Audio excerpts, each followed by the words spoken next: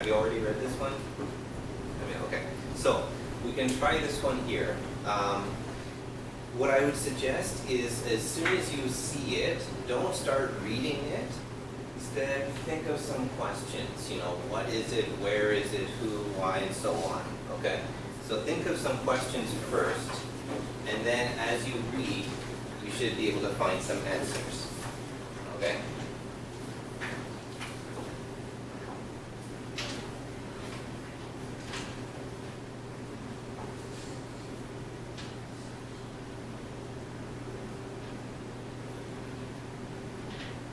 So, first question.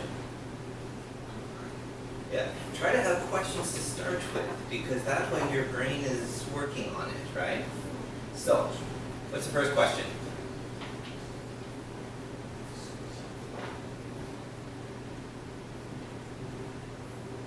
Okay, what's the first question? How big is it? Okay, good. How big is it? That's a good question, right? We see something there, we ask, for an idea of the size, okay? You can also ask, what is it, right? Even questions where you already have the answer. What is its name? We know where the name is, right? The thing is, we do this all the time anyways. For example, on your shirt, right? I saw the word defender and then it's like those robot things, right? Yeah, as soon as I see words, I want to read them. And it's usually just to confirm what I think I know, okay? So you've got a cube on your shirt, right? I guess it's a class shirt for design or something, right? Right?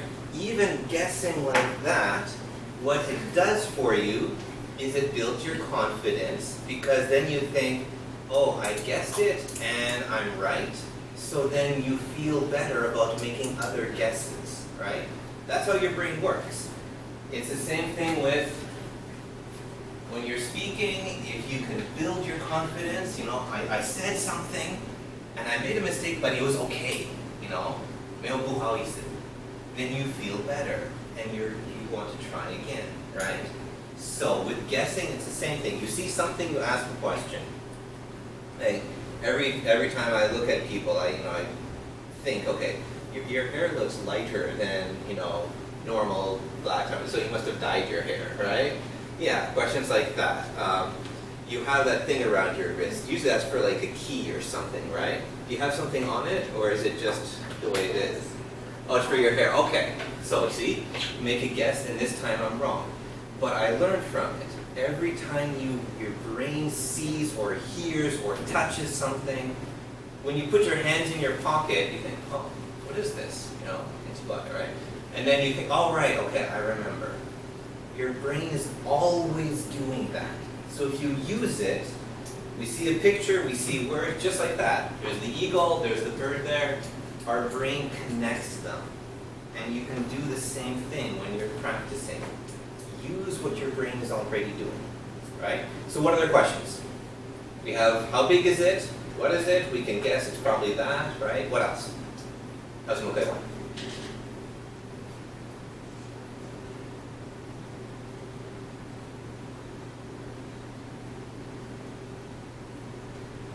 Go through the 6 questions. Every time when you want to ask a question, who? Who? Again. Is it evil? That's a good question, right? What is he like? What's his nature? Is he good or bad? All right, okay. What about where, when, why, how? Good question.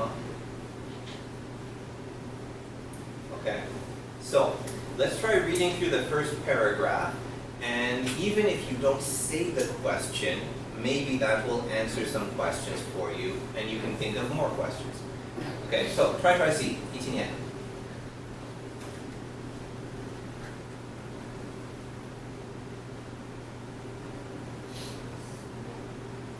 Okay, so there's already a problem. Chinese is great for that. 问题. The problem is the question, right? As soon as you have a problem, there's a question. So you can ask, how?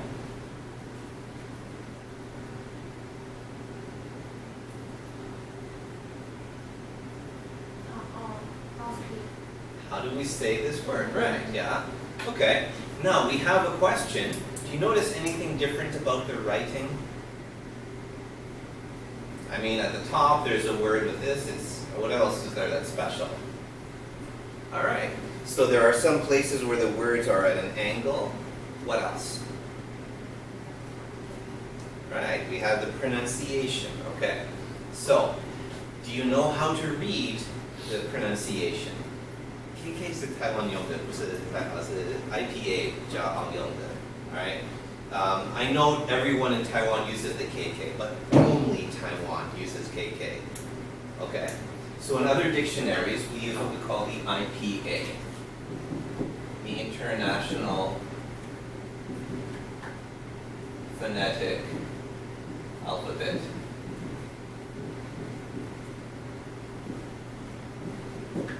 IPA. Okay. And if you're wondering about it, how do you learn these symbols? Use Wikipedia. Alright? Look on Wikipedia for IPA, they have a lot. But most of the time, the sounds are the same as what they look like in the English letters. So, try see.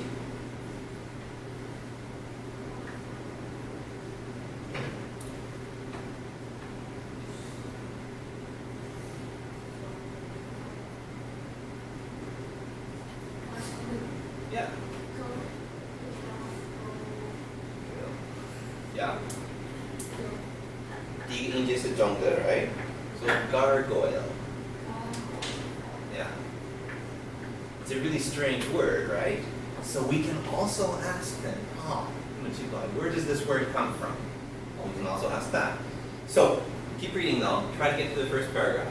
A gargoyle.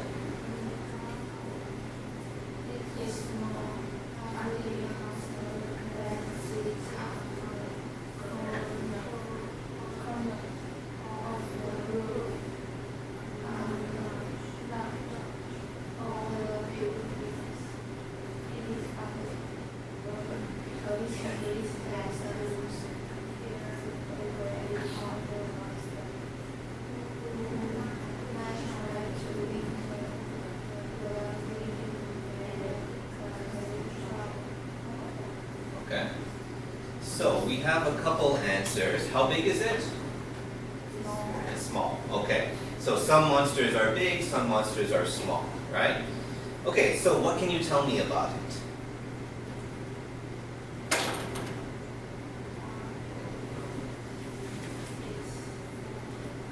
It's small and ugly, right? So, why is it ugly? To scare away other monsters, right? Does Taiwan have anything like that? Yeah? What is it? Right. Yeah, the year monster, right? Okay. But what about something that does the same job, right? It's there to scare away evil spirits or something.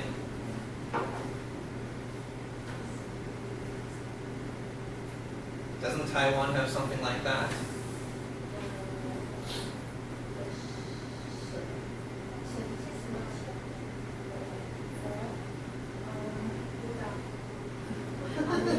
But the Buddha isn't usually ugly. He doesn't scare away, right? So,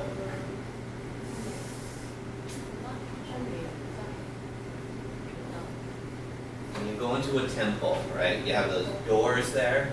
What's on the door?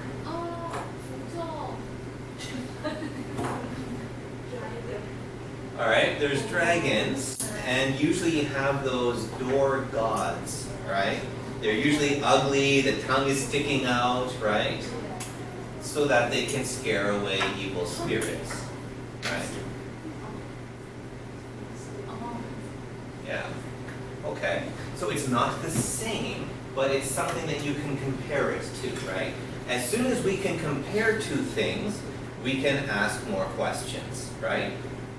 Okay, so, any other questions?